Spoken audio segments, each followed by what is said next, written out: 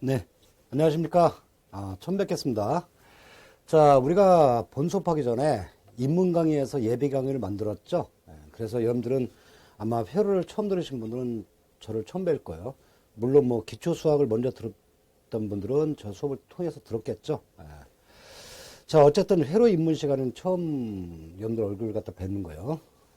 자, 그러면 우리가 회로 입문 수업을 해야 되는데 제가 이 회로 입문 수업을 구상을 뭘로 할까 고민하다가 거의 전기를 처음 하는 그 수험생들이 가장 큰 애로점이 뭐냐면 회로를 갖다가 보는 법에 대해서 익숙치가 않아요. 그래서 회로 이론은 회로를 볼 줄 알아야 돼. 그래서 이번 입문 수업에는 제가 주안점을 회로 이론을 보는 방법, 회로망을 보는 방법을 주로 집중적으로 공부를 수업을 할 거예요. 그러면서 아주 기초적인 내용들로 제가 설명할 거고, 그러니까 여러분들도 제 입문 수업을 통해서 회로 회로 이론 그림을 갖다가 회로망을 보는 법을 좀 익숙해지자. 그런 쪽에 목표를 잡으시면 돼요. 그래서 제 입문 수업을 통해서 여러분들이 회로 보는 법을 좀이라도 눈에 좀 튀었다 생각하면 이제 우리 입문 수업은 목표 달성한 거죠. 자, 회로 입문 수업 첫 번째. 회로 이론의 학습 방법. 회로 이론 뭘 초점을 맞춰서 우리가 공부를 해야 되는가? 첫 번째는 회로 이론이 왜 중요하냐면 전기 회로를 다룰 줄 알아야 회로 이론을 공부를 잘 해야 다른 모든 기타 전기 과목을 정확하게 이해할 수 있다. 그런 뜻에서 보면은 우리가 회로 이론이 모든 전기 과목에 대한 기초 학문이라는 얘기죠. 그래서 공부하신 분들도 회로 이론이 중요하다는 건 알고 있어요. 다시 한번 제가 강조하지만 회로 이론한 건 전기 회로의 모든 기초가 된다. 두 번째는 가능한 한 많은 전기를 다뤄보자. 역시 회로 이론은 경험이 중요한 거야. 맨날 이론만 공부하고 제 수업을 들어서는 소용없어요. 여러분들 스스로가 될 수 있으면 주어진 시간 동안에 많은 회로를 풀어보자. 다뤄보자, 직접. 그러니까 전기를 많이 다뤄봐야 결국에는 회로를 잘 이해한다는 얘기죠. 그 다음에 세 번째는 회로는 암기하면 안 돼요, 절대로. 이해 위주로 해서 회로를 직접 다루는 기법을 터득해보자. 그러면 결국에는 요 세 가지의 공통점 뭐냐면 회로는 역시 회로망을 볼 줄 알아야 된다는 얘기죠. 그래서 제 입문 시간에는 회로를 어떻게 볼 줄 아느냐, 그 기법을 제가 설명해 드릴 거예요. 자, 그러면 첫 번째, 회로에서 아주 기본적인 거, 오해협칙. 오해협칙이 뭐냐면 정의가 전기 회로의 3요소. 우리가 전기의 3요소는 뭐냐면 전압이 있고 전류가 있고 저항이 있어요. 이런 전기의 3요소의 삼각관에 나타나는 회로의 가장 기본적인 법칙이라고 할 수 있죠. 그러면 첫 번째, 삼각관에서 첫 번째가 회로의 가한 전압이 크면 클수록 그만큼 전류는 많이 흐르게 돼 있다. 즉 무슨 얘기일까요? 예를 들어서 만약에 전압, 전류가 용어가 좀 헷갈리면 어려우면 우리가 이거 생각해 보자고요. 어떤 높은 곳에 어떤 이런 수도관이 있다고 해보자고요. 수도관은 물을 흘리는 거죠. 그죠? 그러면 이렇게 경사를 진 곳에 수도관이 있다 그러면 어떤 높이가 있을 거 아니야. 이만큼 낙차가 있겠죠. 그럼 얘가 높이야. 그래서 우리가 높이를 보통 H메타라고 표현하거든요. 이런 높은 곳에 수도관을 갖다 경사지게 해놨다 이거지. 그러면 당연히 이렇게 경사졌으면 여기다가 우리가 물을 흘릴 거 아니야. 그죠? 물을 흘리면 이 물이 상당히 잘 흘러가겠죠. 경사가 있으니까. 그죠? 그러면 전기에서 이 높이에 해당되는 분이 뭐냐면 우리가 전압이야. 우리가 전압 기호는 보통 이렇게 표현해요. 직류 같은 경우. 그러니까 우리가 V 볼트예요. 그럼 전압이 지금처럼 높은 곳에 있다 이거지. 그러면 얘가 이제 전압이 되는 거죠. 전위. 0볼트 기준으로 했을 때 V 볼트가 높다는 얘기예요. 전위라는 게. 그럼 여기다 우리가 전선 설치하면 전선에 흐르는 전류는 저 물의 흐름처럼 전류는 그만큼 잘 흐르는 거죠. 전압이 높아야 전류가 잘 흐른다는 얘기야. 그죠? 그래서 첫 번째 관계, 회로의 가한 전압이 크면 클수록 전류는 많이 흐른다. 두 번째는요. 회로에 흐르는 전류가 크다는 얘기는 바꿔 말하면 회로의 전압이 높다는 얘기야. 물이 빨리 흐른다는 얘기는 높이가 높다는 얘기거든.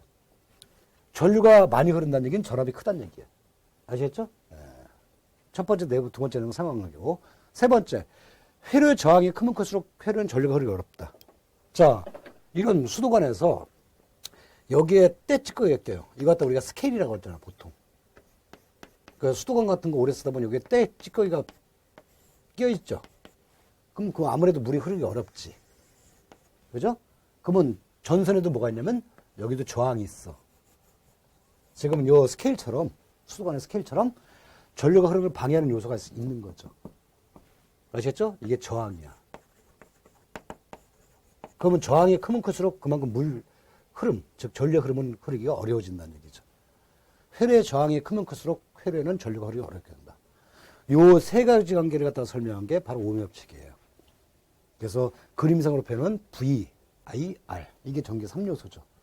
전압, 전류, 저항. 그럼 V는 IR.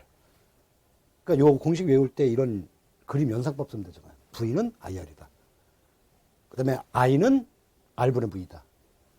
그 다음에 R은 I분의 V다. 아시겠죠?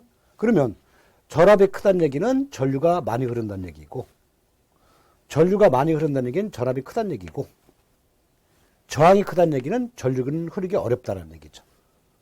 아시겠죠? 요게 기본적인 아주 단순한 오음협칙.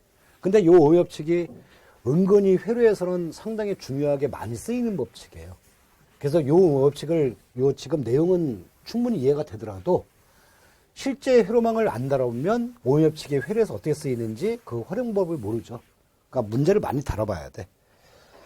자, 여기 된 예제 한번 볼까요? 예제. 제가 요 입문 시간이지만 그 어떤 내용을 설명하는데 틈틈이 예제, 연습 문제를 갖다가 제가 실어놨어요. 자, 그러면 50ohm이야. 즉, 문제가 무슨 뜻이야? 저항 R은 50ohm이에요.